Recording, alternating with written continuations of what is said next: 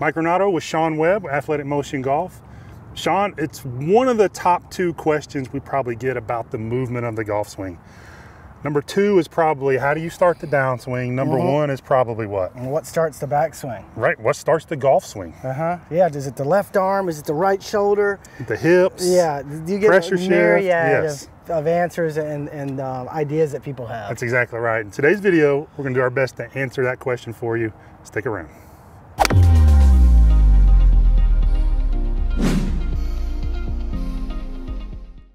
So, the short answer is you start the swing, right? Yeah, I'll go along with that. All right.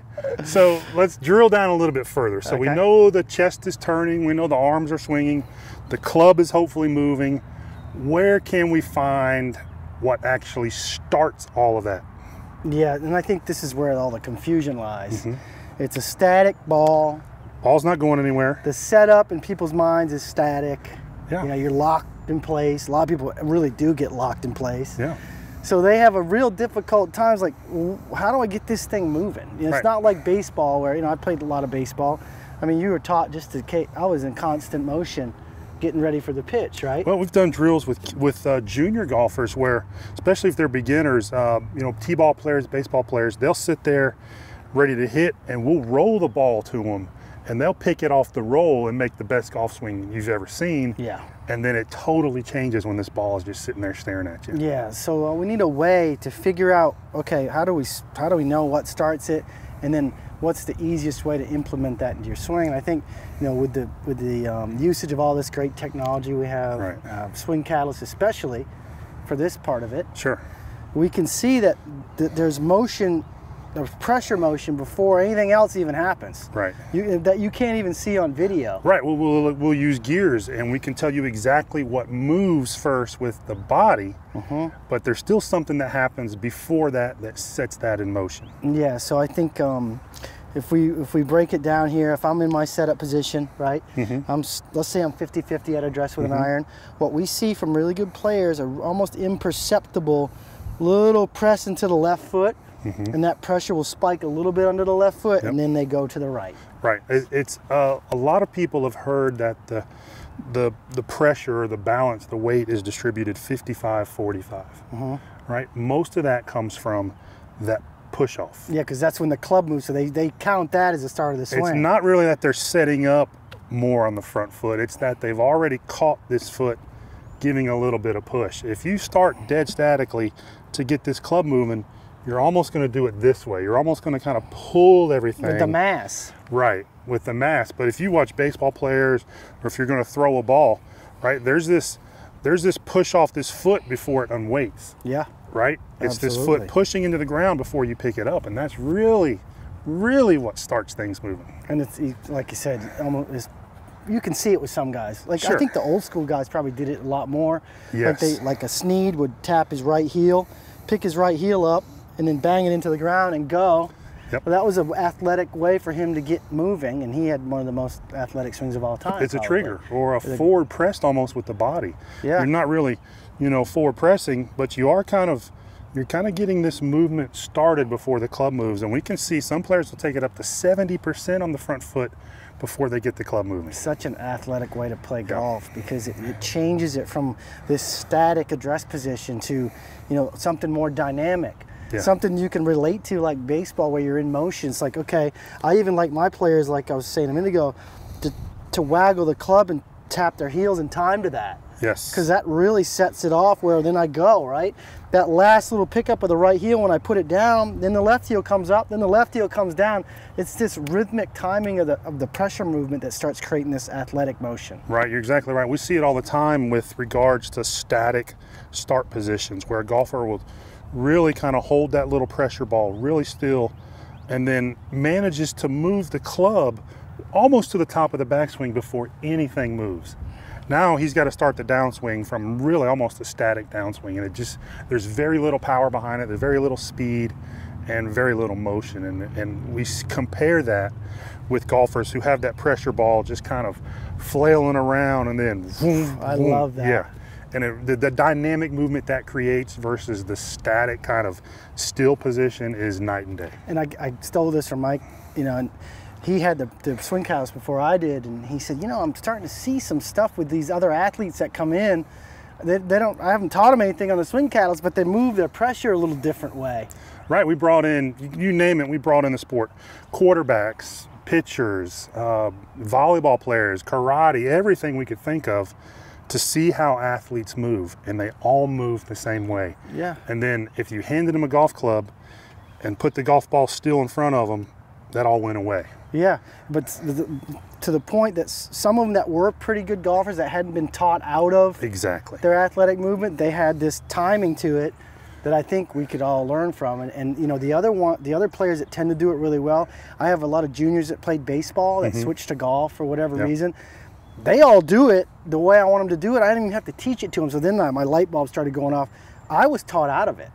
I was taught to turn my hips kind of in a way that reversed them, so my pressure never moved.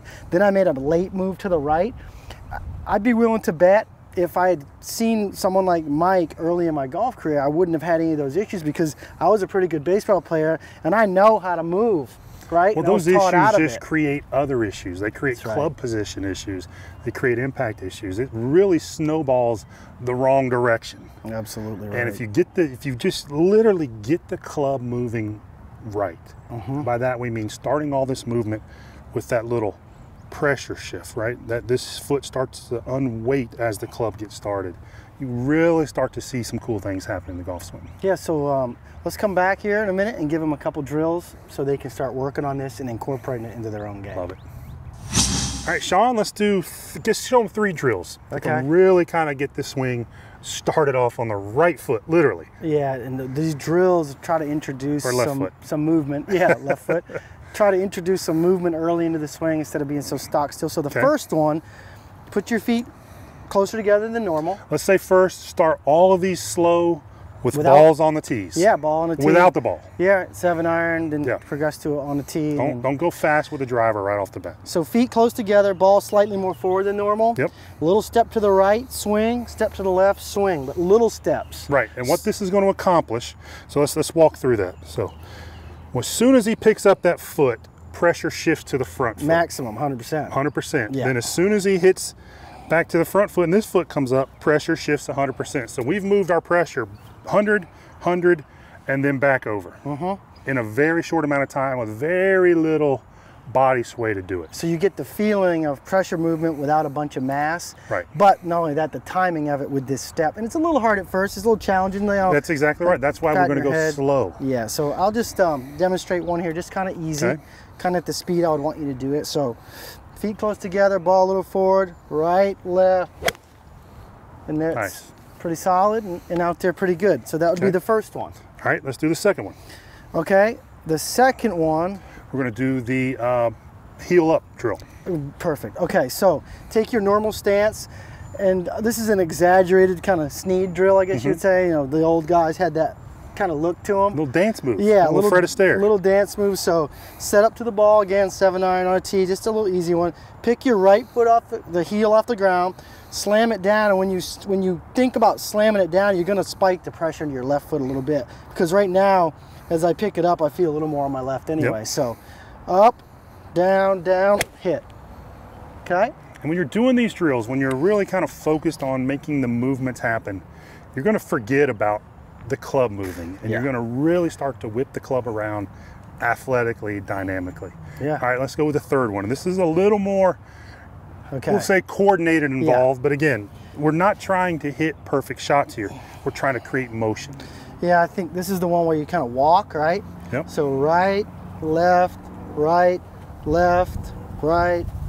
hit, snap hook. Yeah, that's fine. Literally don't care where these balls go when you're doing it. We're creating motion, and we're timing that motion with the impact and with the step. And once you start to ingrain these things, you're going to just pick up a golf club, you're going to be talking to somebody, and you're going to start doing one of these kind of things, right? You're going to start developing the timing for the swing as you start swinging the club. And that's going to translate into a much better start to your golf swing. Yeah, and I think I'll just take you through that drill again real quick here. You know, what I was doing there is putting my right foot down, swinging back, and as I'm walking, I've got the club swinging the opposite way that my step goes. It's a little bit hard at first, right? But it trains you to put the pressure down at the right time in the swing. So as the club's going back, I step down my left foot, right? Swings through, step down with my right foot, club swings back, and you just keep doing that progression until you get to the ball and try to make contact. You really don't even need to hit a ball with it. No. But it's a great drill to start to feel like, oh, I see, my right foot's off the ground and I'm going that way. That gives me a head start to get that pressure over there. You can do this by just trying to hit the same spot on the ground every time. Yeah. Don't need a ball. Do these slow at first. If you do hit balls, put them on a tee, 7-iron, 8-iron, 9-iron. Give yourself some room out here because you're going to hit some bad shots doing it. That's not easy. And have fun doing it and allow yourself the freedom to move and make mistakes, because that's going to transfer to a much more athletic start to your golf swing. Hey guys, we hope you enjoyed today's video. If you did enjoy it, go ahead and give it a like. Also, if you have any questions about today's video, or you have an idea of a video that you want us to shoot, go ahead and leave it in the comments below. We read every single comment. We also respond to the comments. So again, leave us a comment if you have any questions or there's anything you'd like to see. Now, if you haven't already, click the subscribe button. We have videos coming out every single week and we don't want you to miss one. So by clicking subscribe, that ensures you're notified right away when a new video comes out. And hey, if you want to add instant distance to your drive, and we all do, everybody wants more distance, go ahead and click the link in the pinned comment below. You're going to see a link. Click on it. It's going to take you to a page. You're going to enter your name and email address. We're going to send you an email where you're going to get access to Instant Distance, which is a video training that we put out. We know it's going to help you. We know we're going to see you farther down the fairway.